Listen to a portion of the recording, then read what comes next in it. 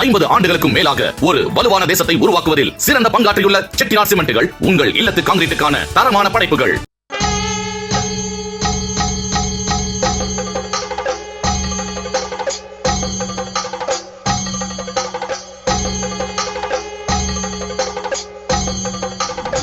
மயிலும் மாங்கனிகளும் மலரும் களிரும் என இயற்கை பாரம்பரியம் மிக்க கேரள இந்து கோவில்களில் இந்த ரோபோ யானையை பயன்படுத்த எப்படி சம்மதித்தார்கள் என்ற சந்தேகம் வந்தது.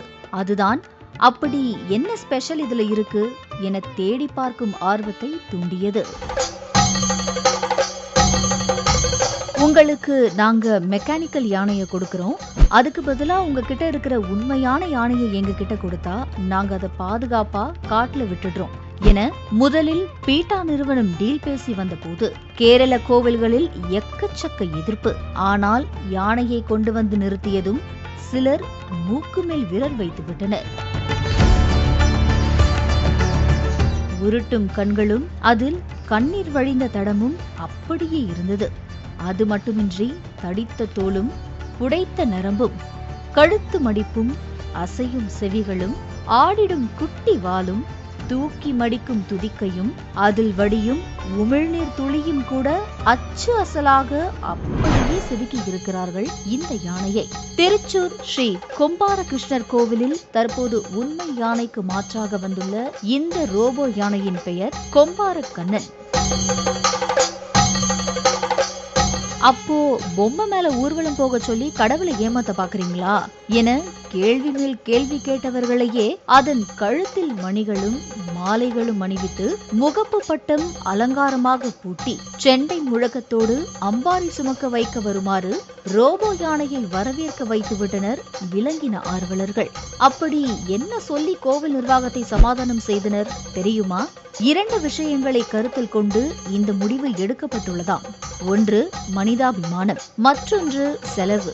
உண்மை யானைக்கும் இதற்கும் இந்த இரண்டிலும் எத்தனை சாதகம் பாதகம் என பார்க்கலாம்.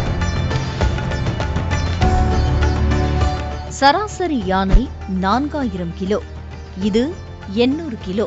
சராசரி யானை 10.5 அடி, இது 11 அடி. ஒரு நாள் வாடகை ரூபாய் 3 முதல் 7 லட்சம். ஒட்டுமொத்த விலை ரூபாய் 5 லட்சம். தினமும் தீனி பராமரிப்பு சுமார் 5000 ரூபாய். இதற்கு சார்ஜ் போட்டுக் கொள்ளலாம். தேவையில்லாவிட்டால் ஸ்விட்ச் ஆஃப் செய்து கொள்ளலாம். குருவாயூர் போன்ற அதிக வருவாய் வரும் கேரள கோவில்களுக்கு அந்த யானையை பராமரிப்பது பெரிய பொருட்டாக இருக்காது. ஆனால் யானைகள் வைத்திருந்தும் வருமானம் சுமாராக வரும் கோவில்களில் அதற்கு தீனி போட்டு வளர்த்துவதே பெரும் பொருட்செலவு ஆகும். இதனால் கேரளா மட்டுமின்றி ஆந்திரா, குஜராத், துபாய் ஆகிய இடங்களிலும் ஈவென்ட் மேனேஜ்மெண்ட் கம்பெனிகளால் இந்த ரோபோ யானை பயன்படுத்தப்படுகிறது. மனிதாபிமான அடிப்படையில் பார்த்தால் இந்த யானைக்கு தாகம் எடுக்காது, தனிமை இருக்காது, பசி இருக்காது, சோகமும் இருக்காது. வரலாற்று ரீதியில் பார்த்தால் ராஜாக்களை வரவேற்கவும் போருக்கும் பயன்படுத்த காடு விட்டு நாடு கொண்டு வரப்பட்ட யானைகள் பல காடு திரும்பவே இல்லை. அதன் பின்பு தற்போதும் கூட காடு விட்டு குடும்பத்தை பிரிந்து வழி தவறிய யானைகள் கோவில் திருவிழாக்களில் மிகவும் கஷ்டப்பட்டன. யானைகளை அடித்து துன்புறுத்தி காசை யாசகமாக வாங்கி ஆசி வழங்கும்படி தீவிர பயிற்சி கொடுத்து நாள் முழுக்க நிற்க வைத்து சடங்குகள் செய்வதை கணேச கடவுள் கூட விரும்ப மாட்டார் என பீட்டா இந்தியா கருத்து தெரிவித்துள்ளது. சமூக ரீதியாக பார்த்தால் இது ஆபத்தில்லாதது, யாரையும் கொல்லாது. கேரளாவில் கடந்த 15 ஆண்டுகளில் 526 பேர் யானைகளால் கொல்லப்பட்டுள்ளனர்.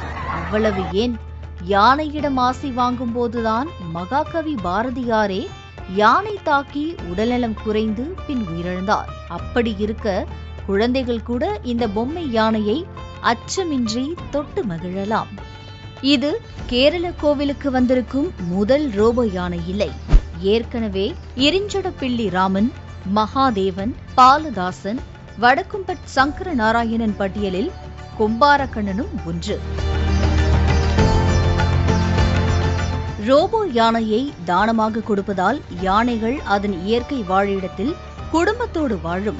இரக்கமும் பரிவும் காட்டுவதோடு இறைப்பணிகளுக்கு தேவையான தொன்மையான பாரம்பரியத்தையும் காக்க முடியும் என ஒரு கோவிலுக்கு ரோபோ யானையை நன்கொடையாக வழங்கிய நடிகை வேதிகா தெரிவித்துள்ளார்.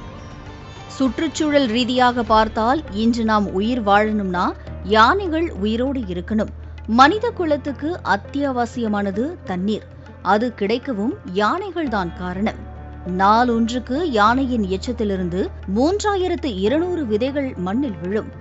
இது ஒரு நாளைக்கு 65 கிலோமீட்டர் பயணிக்கும் என்றால் காடு முழுக்க நடந்து பழம் தின்று யானை போட்ட எச்சத்திலிருந்து முளைத்துதான் காடுகளே உருவாகியது. காடுகளில் உள்ள மரங்களின் நற்கொடையாக மழை பெய்து நமக்கு தற்போது நினைத்த நொடியில் வாட்டர் பாட்டிலுக்கு தண்ணீரும் வருகிறது. யானைகளை யாசகம் கேட்கும் ஜந்துவாக்காமல் காட்டில் விட்டால் காடுகள் வளரும், நம் தாகமும் குறையும். நீண்ட கால பாரம்பரிய கொட்டு முழக்குகள் இன்று பல கோவில்களில் பூஜையின் போது இயந்திரமயமாகி போனது. சுவிட்சை தட்டினால் எந்த தாளத்தில் வேண்டும் என செட் செய்கிறோமோ அந்த தாளத்தில் கொட்டு அடிக்கும். அதுபோல் யானை விஷயத்திலும் தமிழக கோவில்கள் அப்டேட் ஆகுமா என பொறுத்திருந்து பார்ப்போம். 50 ஆண்டுகளுக்கும் மேலாக ஒரு வலுவான தேசத்தை உருவாக்குவதில் சிறந்த பங்காற்றியுள்ள செட்டிநாட் சிமெண்ட்டுகள் உங்கள் இல்லத்து காங்கிரீட்டுக்கான தரமான படைப்புகள்.